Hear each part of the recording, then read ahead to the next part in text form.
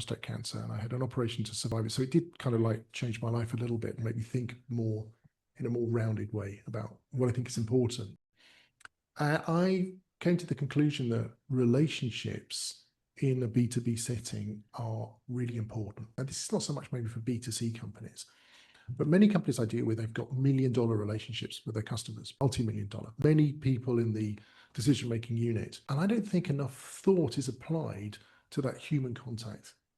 And I love that the idea of helping people build trust in a relationship. Yep. For feedback and going back on feedback is one of those tools. And I just don't think there's enough science or thought. And I think that it relates very much to like, you know, a romantic relationship. The same idea should be applied to a business relationship.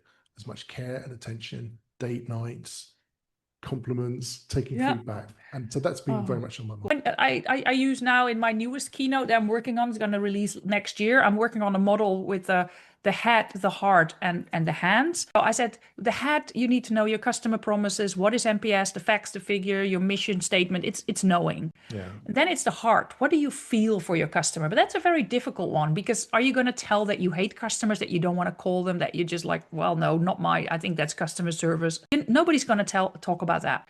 But then we talk about the hands and its action.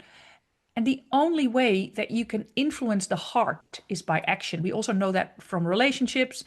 I'm married now for 5 years. We're together for 10. We had a little bit of a difficult phase around Christmas. Yeah, we could talk like we want, and I can complain what I want, and I can tell everybody that but the only way that we're going to find our way back together is when we go to the sauna together, when we have a date night together, when we put in action. That's the same thing with customers. So how do you get the fear away? That is the catch-22. So to get into the heart, you need to get to action. So I fully agree. It's all about action. It's all about action in the end.